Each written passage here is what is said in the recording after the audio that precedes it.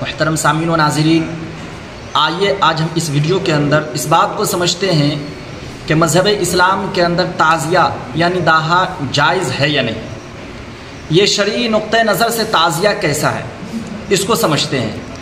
محترم سامعین، تعزیہ جائز ہے یا نہیں اس کو سمجھنے کے لیے ہم آپ کے سامنے چند حدیثیں پیش کرتے ہیں۔ انشاءاللہ ان حدیثوں کو سننے کے بعد آپ خود فیصلہ کر لیں گے کہ مذہب اسلام کے اندر تعزیہ، داہا، کھیلنا، منانا جائز ہے یا نہیں۔ ہمیں بتانے کی ضرورت نہیں پڑے گی، انشاءاللہ ان احادیث کو سننے کے بعد آپ خود فیصلہ کر لیں گے۔ جو بھی تعزیے کے تعلق سے، محرم کے تعلق سے جو بھی حدیثیں ہیں ان میں کا اکثر حدیث میں آپ کے سامنے پیش کرتا ہوں۔ سب سے پہلی حدیث پاک کے اندر آتا ہے افضل الصیام بعد رمضان شہر اللہ المحرم، کہ رمضان المبارک کے بعد کوئی مہینہ ایسا ہے جس کا روزہ سب سے افضل ہو، ثواب کے اعتبار سے بڑھا ہوا ہو، تو وہ ہے محرم الحرام کا روزہ۔ افضل الصیام بعد رمضان شہر اللہ المحرم۔ اسی طریقے سے دوسری جگہ حدیث پاک کے اندر ہے صیام یوم عاشوراء احتسب علی اللہ ان یکفر سنۃ التی قبلہ۔ نبی علیہ الصلوۃ والسلام فرماتے ہیں کہ محرم الحرام، عاشوراء کے روزے، محرم کی 10ویں تاریخ کے روزے کے بارے میں اللہ کی ذات سے یہ امید کرتا ہوں کہ جو بندہ 10ویں محرم کو عاشوراء کا روزہ رکھے گا، محرم کی 10 تاریخ کو روزہ رکھے گا، تو اللہ رب العزت اس کے بیشتر اس کے پچھلے تمام گناہوں کو معاف کر دے گا۔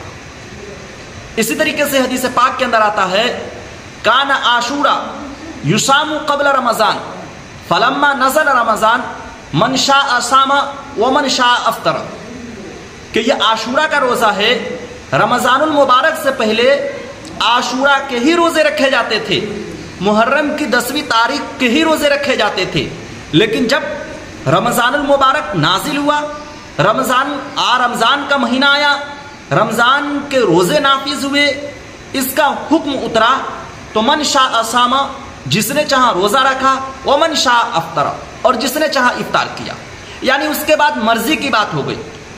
فرض روزے رمضان کے نازل ہونے سے پہلے یہ محرم کے ہی روزے تھے، لیکن جب محرم کا حکم نازل ہوا تو پھر شریعت کی طرف سے یہ حکم آیا کہ جس کا دل چاہتا ہے وہ رہے اور جس کا دل چاہے نہ رہے، یعنی پھر یہ مستحب ہو گیا، فرض اور واجب نہ رہا۔ اسی طریقے سے نبی علیہ الصلوۃ والسلام نے حدیث پاک کے اندر فرمایا من وسع علی عیالہ فی النفقۃ یوم عاشوراء وسع اللہ علیہ سائر سنتہ، کہ جو شخص عاشوراء کے دن 10ویں محرم کو، محرم کی 10ویں تاریخ کو اپنے اہل و عیال، اپنے بال بچے پر خرچ کرے گا، اللہ تبارک و تعالی پورے سال ہی اس پر اسی طرح سے کھلائے گا، یعنی جو جتنا اچھا کھائے گا، جتنا اچھا زیادہ خرچ کرے گا، اللہ رب العزت اسی جیسا، اسی کوالٹی کا، اسی کیٹیگری کا اور اس جیسا ہی جو ہے نا اس کے اوپر فراوانی عطا کرے گا، اور اللہ تبارک و تعالی اس کے اوپر ویسا ہی سال بھر انعام دیتا رہے گا۔ من وسع علی عیالہ فی النفقۃ یوم عاشوراء وسع اللہ علیہ سائر سنتہ۔ محترم سامعین، ویڈیو کو لمبی کیے بغیر اب ہم سمجھتے ہیں اس بات کو کہ رمضان محرم کے تعلق سے جو بھی حدیثیں تھی میں نے آپ کے سامنے پیش کی، محرم کے روزے کے تعلق سے 3 حدیثیں تھی اور خرچ کرنے کے تعلق اس سے 1 حدیثیں تھی۔ ان حدیث کو جو میں نے آپ کو سنایا، آپ نے ان کے اندر کس بات کو پایا؟ 3 حدیثیں روزہ والی، افضل الصیام بعد رمضان شہر اللہ المحرم، اس میں بھی روزے کی فضیلت کو بتائی گئی ہے۔ کان عاشوراء یصام قبل رمضان فلما نزل رمضان من شاء صام ومن شاء افطر، اس کے اندر بھی جو ہے نا روزے کی، محرم کے روزے کی فضیلت کو بتائی گئی ہے۔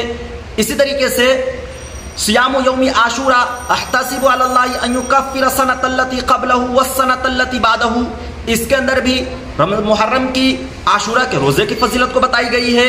اسی طریقے سے آگے ایک حدیث میں نے آپ کو سنایا کہ من وسع علی عیالہ فی النفقۃ یوم عاشوراء وسع اللہ علیہ سائر سنتہ، اس کے اندر اپنے اہل و عیال پر جو ہے خرچ کرنے کو بتایا گیا ہے، تو پھر ان احادیث کے اندر جو غور کریں گے تو ہمیں صرف محرم کے اندر 2 باتیں کرنے کو مل رہی ہے، 2 باتیں کرنے کو، ایک 10 محرم کا روزہ اور دوسرا جو ہے اپنے اہل و عیال پر خرچ کرنا۔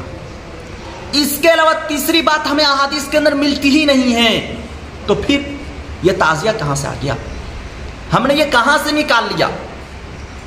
احادیث کو مطالعہ کرتے ہیں، دیکھتے ہیں، پڑھتے ہیں، تو صرف محرم کے مہینے میں صرف 2 باتیں ملتی ہیں، تو پھر کہاں سے ہوتی؟ آپ بھی سمجھ سکتے ہیں، ان احادیث کو دیکھ کر آپ بھی غور کر سکتے ہیں کہ تیسری بات کہاں سے آ گئی۔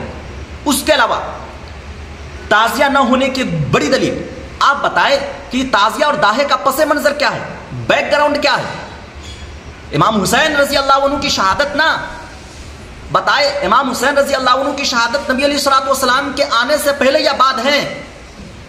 نبی علیہ الصلوۃ والسلام کے آنے سے کتنے دنوں بعد ہے؟ نبی صلی اللہ علیہ وسلم کے نواسے اور ناتی ہیں یہ، ان کے شہادت پر جو ہے نا یہ داہا اور تعزیہ منایا جاتا ہے۔ تو پھر جو چیز نبی نے نہیں کیا، خلفائے راشدین حضرت ابوبکر صدیق رضی اللہ عنہ نے نہیں کیا، حضرت عمر فاروق رضی اللہ عنہ نے نہیں کیا، حضرت عثمان غنی رضی اللہ عنہ نے نہیں کیا، حضرت علی رضی اللہ عنہ نے نہیں کیا، اور بہت سارے بڑے بڑے صحابہ کرام نے نہیں کیا، آج تو کیا وہ شریعت کا حصہ بن سکتا ہے؟ کیا وہ شریعت کے اندر جائز ہو سکتا ہے؟ یہ شریعت کے اندر ایک نئی چیز نہیں کہا جا سکتا تو اور کیا کہا جا سکتا ہے؟ حدیث پاک کے اندر آتا ہے کہ خیر الکلام کلام اللہ واحسن الہدی ہدی محمد صلی اللہ علیہ وسلم وشر الامور محدثاتها وکل محدثۃ بدعہ وکل بدعۃ ضلالہ۔ اس میں ایک پوائنٹ سمجھنا ہے کہ شر الامور محدثاتها، کہ سب سے بدترین بات نئی چیز کو پیدا کرنا ہے، اور جو بھی نئی چیز کو پیدا کرے گا وہ گمراہی تک لے جائے گا، اور جو گمراہ ہوا اس کے ٹھکانہ جہنم ہے۔ تو ایک نئی چیز کو ہم نے پیدا کر رہے ہیں تو کیا کر رہے ہیں؟ نبی کے زمانہ میں نہیں، خلفائے راشدین کے زمانہ میں نہیں، اکابر صحابہ کرام کے زمانے میں نہیں، سلف صالحین کے زمانہ میں نہیں، تو پھر یہ نئی چیز نہیں تو اور کیا ہے؟ لہٰذا تعزیہ جائز نہیں ہے۔ تیسری دلیل آپ بتائیں، جو بھی دین سے تعلق رکھتے ہیں، جو بھی دین کے جانکاری رکھتے ہیں، ان سے آپ پوچھیں گے آپ نے کبھی بھی مسجد کے ممبر سے آپ نے سنا ہے کہ بھائی تعزیہ مناؤ، دہا کھیلو، یہ جائز ہے؟ نہیں سنا ہے۔ تو پھر یہ کیسا عمل ہے جو مسجد کے ممبر سے نہیں پکارے جا رہے، کرنے کو کہا جا رہا ہے؟ یہی علماء کرام مسجد کے ممبر پر چڑھ کے کہتے ہیں رمضان کا مہینہ آتا ہے بھائی روزہ رکھو، روزہ رکھو، روزہ رکھو، قربانی کا مہینہ آتا ہے تو کہتے ہیں بھائی قربانی کرو، قربانی کرو، اور بہت سارے کام کو کہتے ہیں کرنے کو۔ اگر یہ چیز بھی کرنے کو ہوتی تو کیا نہیں کہتے؟ دین آپ کو ایسا لگتا ہے کہ علماء کرام یہ دین کو چھپا رہے ہیں، دین ہم تک صحیح بات نہیں بتا رہے ہیں؟ اگر ایسا لگتا ہے تو پھر آپ کریں، اور اگر ایسا نہیں ہے تو پھر یہ ناجائز ہے۔ آپ نے عید کے بارے میں کبھی اختلاف سنا ہے کہ عید جائز ہے نہیں جائز ہے یا نہیں ہے؟ رمضان کے بارے میں کوئی اختلاف سنا ہے؟ کچھ لوگ کہہ رہے ہیں وہ جائز، کچھ لوگ کہہ رہے ہیں نہیں جائز نہیں ہے۔ قربانی کے بارے میں سنا ہے؟ نہیں۔ تو پھر دیکھیے یہ بھی ایک بہت بڑی دلیل ہے کہ جو چیزیں جائز ہوتی ہیں نا اس پہ سارے لوگ متفق ہوتے ہیں، اور جو ناجائز ہوتی ہے انہی میں اختلاف ہوتا ہے، اور پھر اس میں اختلاف کی کوئی بات ہی نہیں ہے۔ آپ کسی بھی پڑھے لکھے لوگوں کی زبانی نہیں سن سکتے کہ تعزیہ اور دہا جائز ہے، اس لیے اس سے باز آئیں، اس کو کرنا چھوڑ دیں، یہ شریعت کا کوئی حصہ نہیں ہے۔ اگر آپ نیک عمل نہیں کر سکتے ہیں، نیکی نہیں کر سکتے ہیں تو گناہ بھی کرنا بند کر دیں۔